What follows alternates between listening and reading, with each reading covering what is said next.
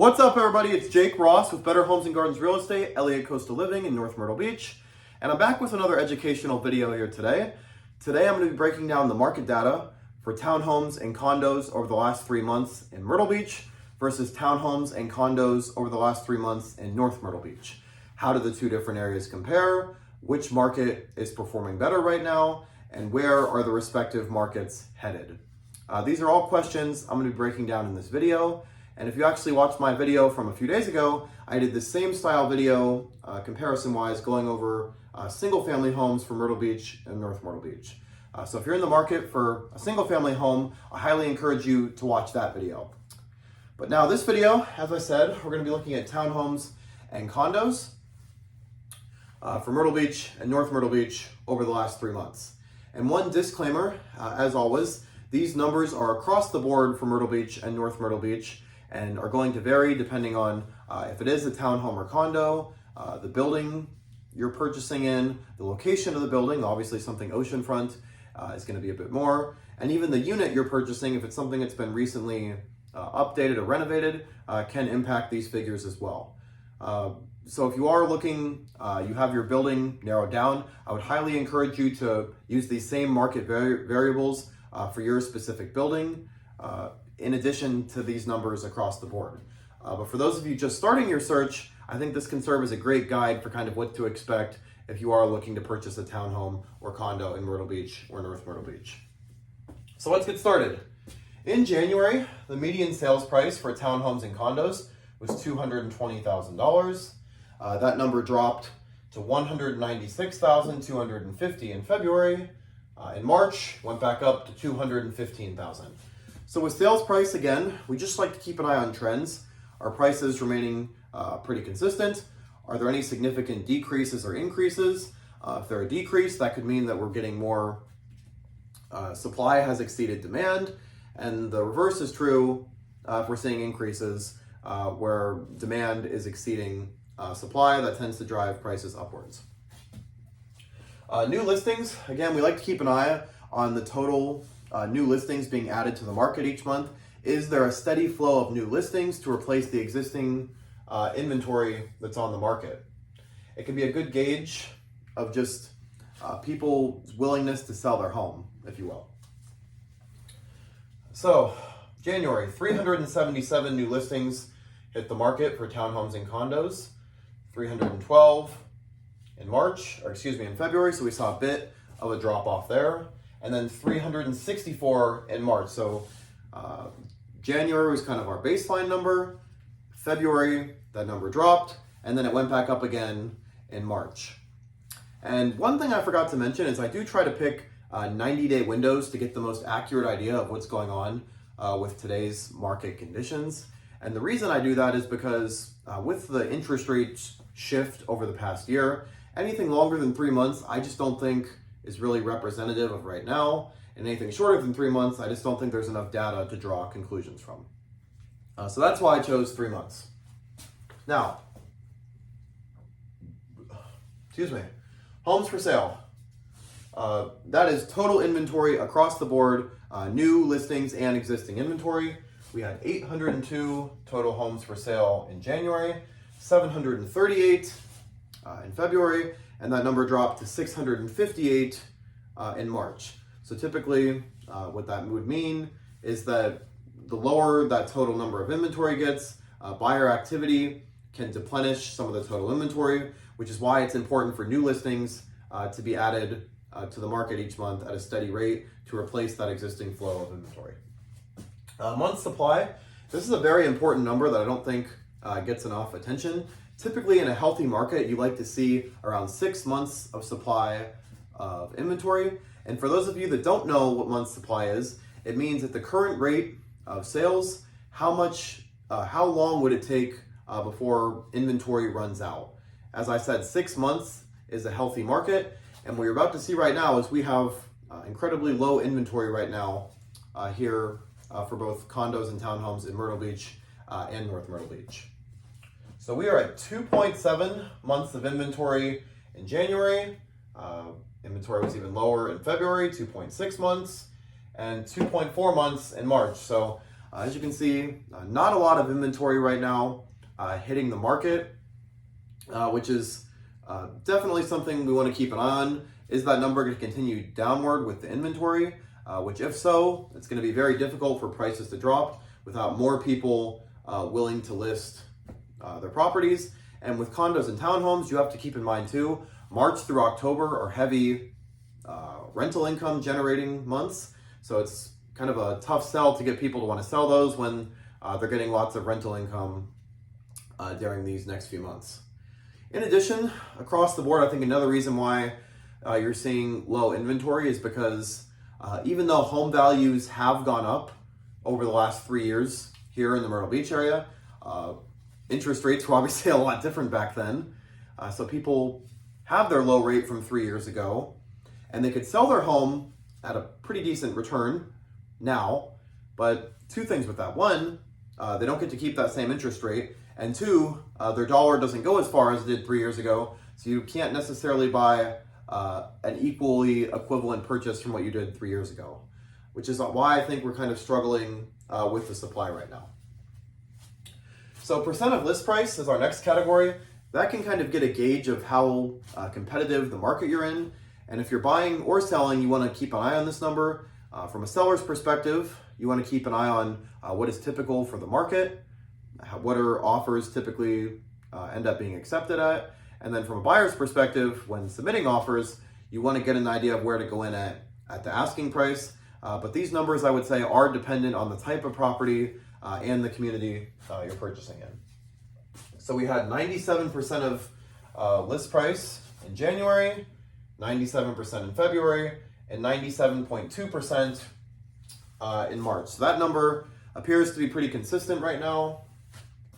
The next category we want to go over is price per square foot. This is kind of just a gauge that I like to use to see from a seller's perspective, how does your home compare price per square foot wise compared to other homes on the market? And from a buyer's perspective, it can be a good gauge to find out if you're overpaying for the home you're purchasing. But again, disclaimer with this can be dependent on the community or even the type of property you're purchasing. If you're purchasing something that's newer or renovated, that is obviously going to skew these numbers a bit. Days on market, that's a number we want to keep an eye on. Are homes selling faster, or are they sitting on the market longer? Typically, the longer a home sits, the more negotiating power the buyer has. And if homes are selling faster, well, then the sellers are less likely to accept things such as reductions in purchase price, longer due diligence periods for inspections, closing costs, home warranties, repairs, stuff like that. So those are why I like to keep an eye on, for those reasons, days on the market. We saw 83 days on the market was the average for townhomes and condos in January. Number dropped to 77 in February. And March, again, it dropped to 64. So townhomes and condos are selling at a faster rate over the last 3 months. And I think part of that might have to do with the low inventory. There's more demand than there is supply right now. So I think it appears the Myrtle Beach townhome condo market is starting to shift towards a seller's market. Pending sales. I like to look at pending sales and not closed sales. Pending sales give you an idea of what's going on within a real estate market within that particular month. It's when the home actually went under contract versus a closed sale is when the home closed, not necessarily when it went under contract. So it doesn't give you the best idea of what's actually going on for that particular month. So that's why I look at pending sales. We had 267 pending sales in January, 306 in February, and 361 in March. So we definitely, over the last 3 months, have seen a gradual increase in buyer activity. We're going to want to keep an eye on, does that number continue to go upwards with pending sales? And if it does continue to go upwards and the supply continues to go downwards, that is only going to, in my opinion, either keep prices the same or even drive them further upwards from where they're at now. So that's Myrtle Beach. How does North Myrtle Beach look like right now? Well, as you can see, $325,000 was our average price in January, $379,000 in February, and $345,000 in March. So right off the bat, you can see there's a pretty $100,000 price difference for North Myrtle Beach townhomes and condos versus Myrtle Beach townhomes and condos. So you are buying a townhome and condo in North Myrtle Beach, do expect to pay more than Myrtle Beach. New listings. We saw 110 new listings be added to the market in January, 114 in February, and 124 in March. So across the board, you see a little bit more listings being added in North Myrtle Beach rather than as opposed to Myrtle Beach, where we saw the number of new listings go down then go up. So we've seen a consistent increase of new listings in North Myrtle Beach over the last 3 months. Total homes for sale, these figures remain pretty consistent. We had 246 in January, 244 in February, and 234 in March. So that's total homes for sale. Our next category, month supply, you're going to find this figure is very similar to Myrtle Beach with regards to low inventory. It's actually even a little bit lower. 2.3 months of inventory in January, 2.4 in March, and back down to 2.3 in March. So, excuse me, we had 2.4 in February and then 2.3 in March. So as you can see, we're less than half of what a typical market looks like with inventory. So it's going to be very challenging, as I've said many times now in this video, for prices to come down without more inventory being added to the market. So percent of list price. These numbers, I actually think this is really interesting, are almost pretty close to identical. 97.1% of list price in January, 97.9% in February, and 97.7% in March. So if you are buying a townhome and condo, it appears across the board, whether you're in Myrtle Beach or North Myrtle Beach, you can expect the percent of list price figure to be around 97%. Price per square foot. Obviously, North Myrtle Beach, as I told you, the sales price is a lot more, even though it's like the same size unit. So we have $301 for January, $292 in February, and $263 in March. So do expect to pay more price per square foot if you're purchasing in North Myrtle rather than Myrtle Beach. But again, I think that's going to depend on the building you're in, the specific unit, and the location of the building you're purchasing. So our next category here, again, days on the market.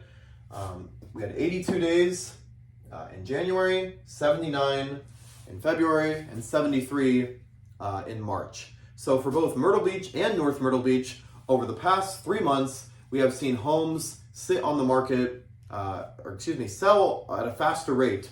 The days on the market for Myrtle Beach and North Myrtle Beach is both going on a downward trend for condos and townhomes, which, as I said before, can be an indication we're shifting more towards a seller's market.